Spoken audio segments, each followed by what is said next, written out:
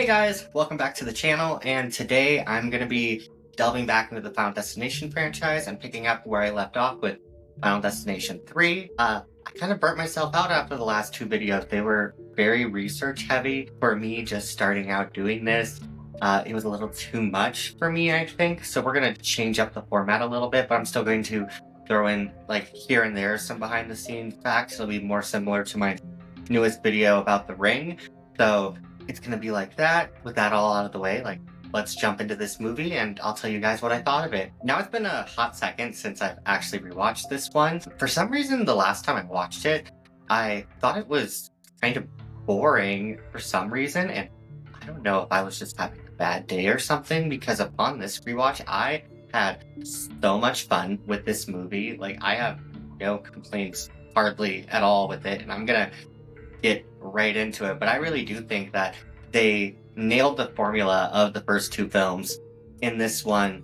And I also love the anthology aspect that was added to the franchise within this movie. Something that the producers even talked about behind the scenes when they were making this film is that the first two were like so close and like married to each other essentially, because you had Clear coming back from the first film, and then like all of the people that survived the premonition in the second film were also survivors of accidents that happened to our characters from the first, and they didn't want to do that. They wanted it to be more of a standalone flick where you could have a new set of characters defying death, and I do enjoy that they did that. I think here it works to great effect. Future sequel is not going to be that case, but here I think it works perfectly well, honestly. And though it is very much like made apparent that it's an anthology, you still have little callbacks here and there to the last two films. You have a direct reference to Flight 180 when the characters are doing their thing where they're like researching when this has happened to other people, like in the second film. And they vaguely talk about how all the kids from Flight 180 died after they left the plane. You even have in a deleted scene a callback to both Officer Burke, which insert right here. The second video I did for this, for some reason, I kept calling him Marcus, and someone in the comments called me out for it, and I didn't even realize the whole video that I did that. I edited it, I posted it, and I didn't realize I did that at all. So that person that called me out, like, you are 110% right to do that. So, like, I take all the hate. Like, if you want to give it to me, go at it. Anyways, though, in this deleted scene, you have a newspaper that flies into the camera at the end of the film that shows Officer Burke and Kimberly on the front of the newspaper saying that the survivors of this pileup died in a fatal wood chipper accident. So, since technically not in the movie, I wouldn't say it's canon, they're dead, but nobody survives these movies. And the one time that someone did, they got killed off in between movies by a brick, and then the other one was blown up in said follow-up movie. So I don't think their odds are that high at all, personally. Aside from those couple of callbacks, though, this film like very much stands on its own, and it's very fast-paced compared to the second one, which I mentioned it in my previous video that I had more fun talking about it than I actually did watching it. This one, I was so into from like beginning to end. I very much enjoyed the side characters.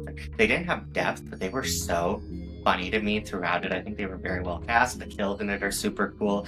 And our two leads are very well matched, and they have amazing chemistry with one another too. We have Mary Elizabeth Winstead, who might as well be a modern day Spring Queen. And then we also have Ryan Merriman, who is kind of like an almost love interest for Mary Elizabeth Winstead. It never really goes anywhere. It's kind of a will they, won't they that fizzles out. Unlike in the first Final Destination movie with Clear and Alex, I think it is done to better effect here, and I find the two of them more believable. As much as I love Clear's character in that first film, I don't think her character was written the deepest, which the characters in this franchise aren't. So what am I expecting? Like, we're here for the kills. Originally, Mary Elizabeth Winstead actually tried out to be in Final Destination 2, but wasn't cast for the film, and then was casted in this one. Amazing choice. And two, apparently, both her and Ryan were in the ring too, and I was able to find the scene that Ryan was in. He is literally the opening kill. I have no clue who Mary Elizabeth Winstead played in that movie. So, like, if you guys know, you should comment down below because I really don't want to rewatch that movie. I didn't like it. So, if you guys remember, let me know. Originally, our two leads of the film would have been different. Had Mary Elizabeth Winstead chosen as Wendy, but Kevin was actually supposed to be played by Zac Efron, believe it or not. And then even Ashley Tisdale jumped into the mix, and she was supposed to play Ashley, the popular girl that ends up in the tanning bed. And this would have been a completely different movie if those two ended up being in it. And I'm glad they weren't because I love Brian Merriman and I love the girl who was cast as Ashley as well. I think her and Ashlyn are super funny and probably my favorite side characters in this franchise, right next to Billy from Final Destination 1. But we like so missed an opportunity to have like a Disney style horror movie. Honestly, I would have loved to see the two of them side by side in a Final Destination movie together, but I can understand why they turned this down. They ended up doing High School Musical instead, and can you really blame them? One of my biggest memories about this movie too, and I think a lot of people can agree with me, is the special features that were on the DVD. When you would go to click play on it, you would be brought this prompt up and it would be like, watch the regular movie or watch the choose your own death version. And it was so much fun. It was like this choose your own adventure thing. And like every so often while you're watching the DVD, you need your remote because there would be two different questions that would pop up on the screen and you had to click one or the other. And depending on your choice, like a character could live or die in a different way than what they were supposed to. And it was just such a fun thing. And it's like one of my biggest memories of this film as well too. The opening premonition, though I don't think it is as effective as the first two films, it is still a really good premonition. And it very much like has impacted me because I don't do carnival rides. They freak me out. I'm not a fan of heights. And I wouldn't be surprised if this movie plays into that fear just a little bit of like that loss of control of what if something goes wrong. And to the tanning bed, every single time I see a tanning bed, I immediately think of that song. And I start imagining all the way things could go wrong in a tanning bed, which is probably a good thing because skin cancer is a thing. So I'm dodging a bullet on that one, I suppose. If you guys haven't seen this movie, go watch it. 110%. I'm going to delve into all the spoilers for it.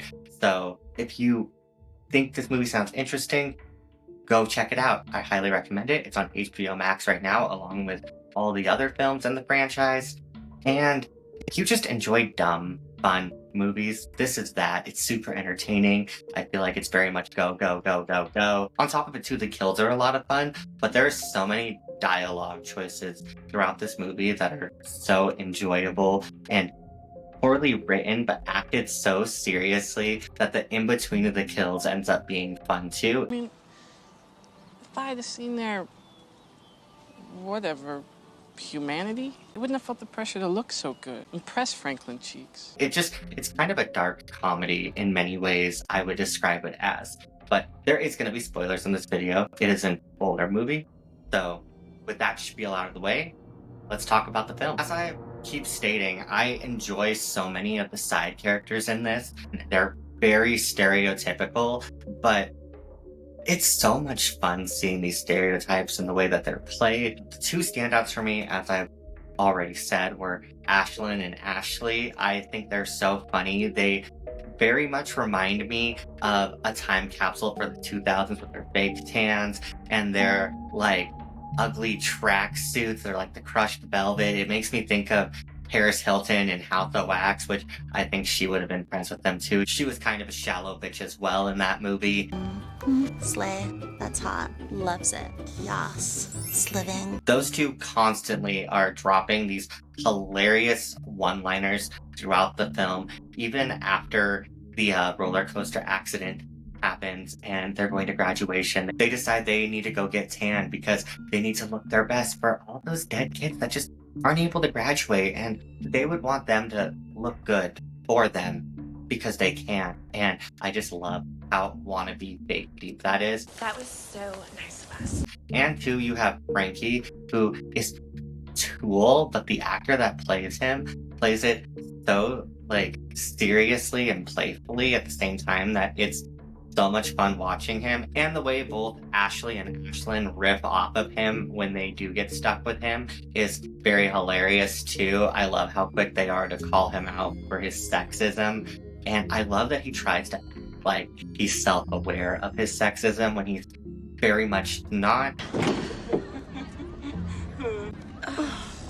But to lead this film is, as I was saying earlier, both Wendy and Kevin. And this movie, I think, works so well because of their two performances. I love the growth these two characters go through.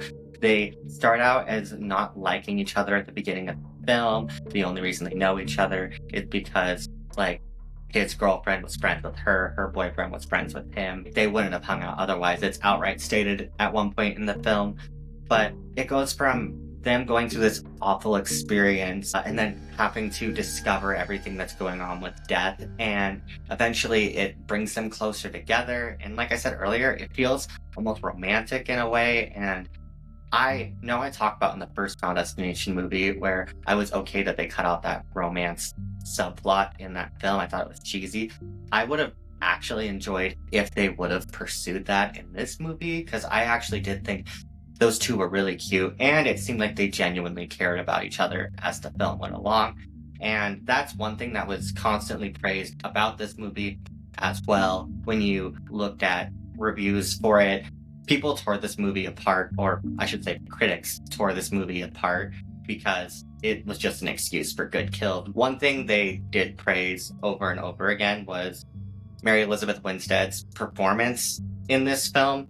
She does a very good job. Even there's bad lines that she has to read, but she does it so well that it becomes instantly iconic. Like this SpongeBob scene, like forever cracks me up whenever I think about it. SpongeBob lives underwater. It's so sad that you know that.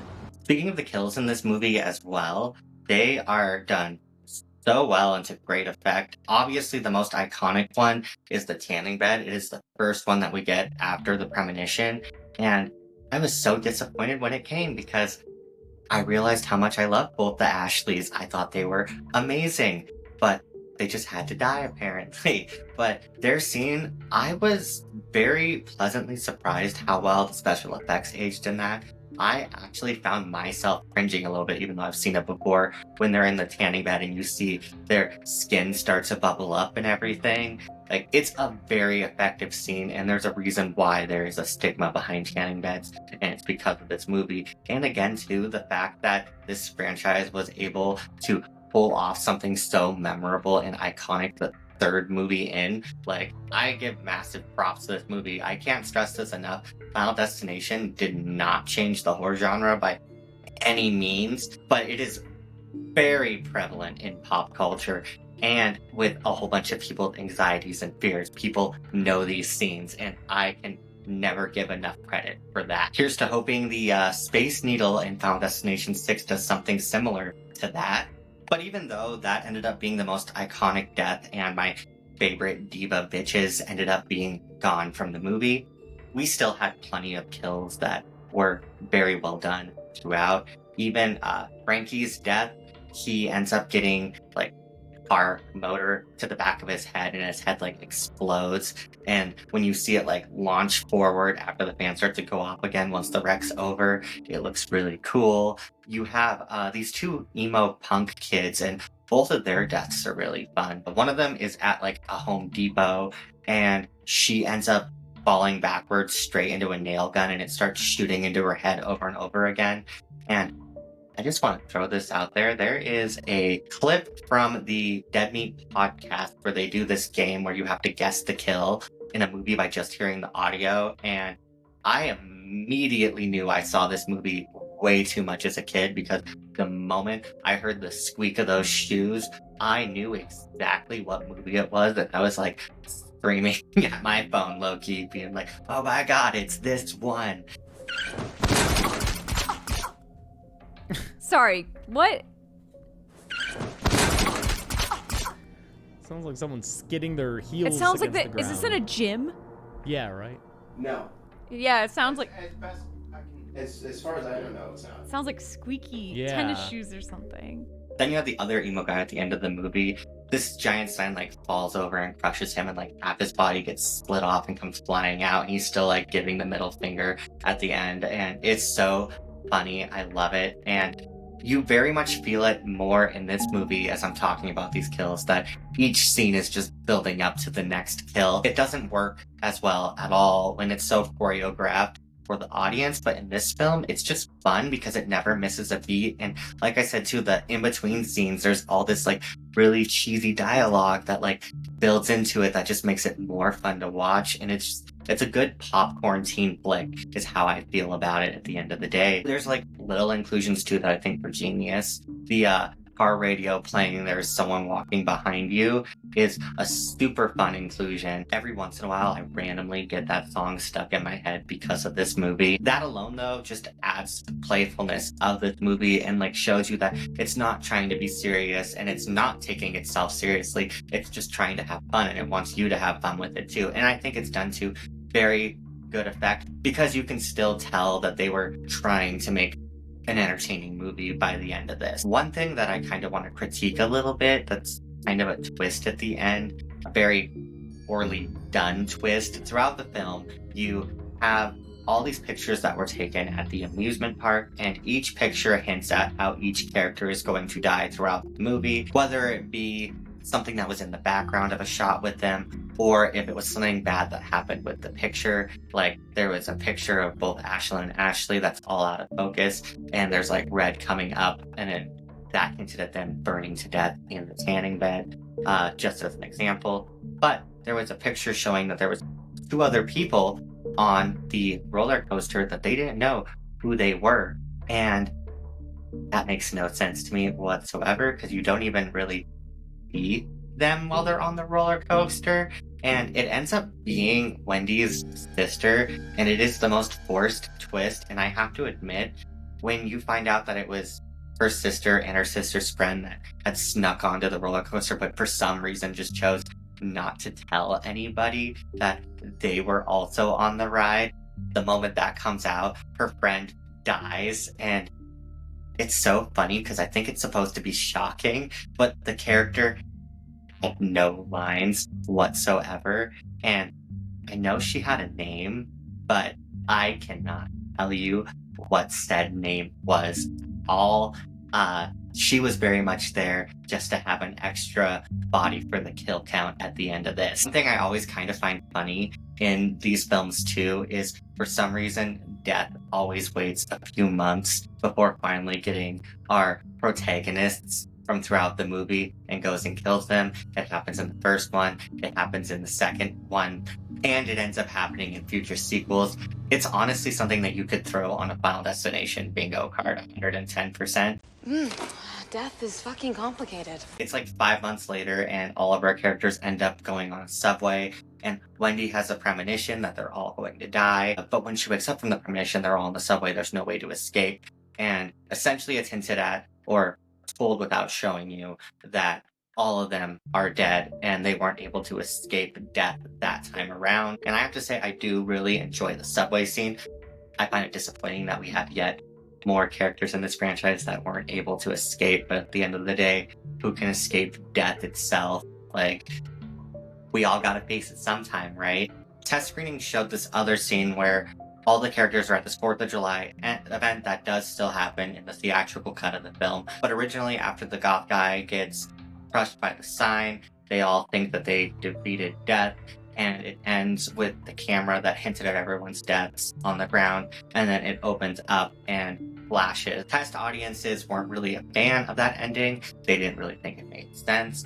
I personally agree. I don't think it's the worst ending on the planet. There is other endings in this franchise that I think are much worse. I'm looking at you, Hallmark ending for FD1. The ending they did end up tacking onto the film, the whole subway scene, is a very fun scene. I kind of wish that it wasn't just a deleted scene that showed Officer Burke and Kimberly dying from the second film with the newspaper that flies by. I think that's a fun Easter egg that could have been left in the film. And it was only a couple seconds long, so I don't really know why that was left on the cutting room floor.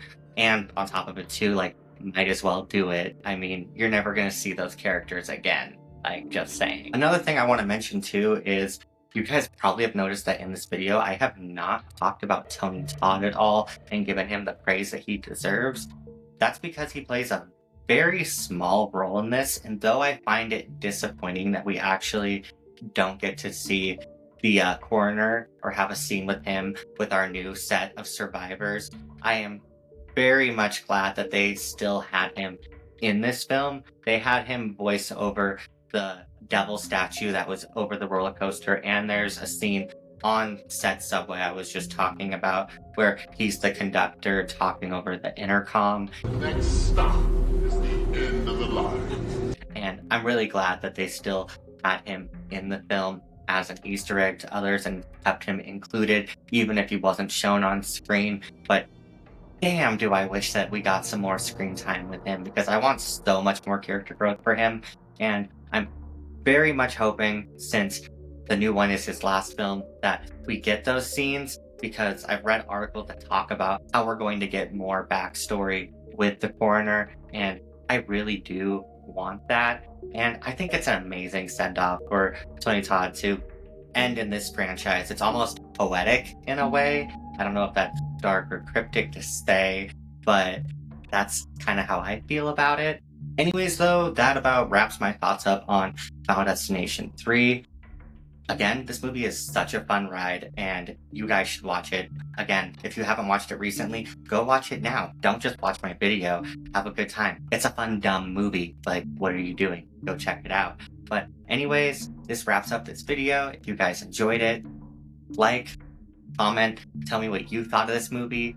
Subscribe if you want more content. I'm going to be covering the last two Final Destination films. I'm going to hopefully have both those up before Final Destination Bloodlines comes out. But anyways, this has been Justice, and I hope you guys have enjoyed the video, and I'll catch you on the next one. Take care.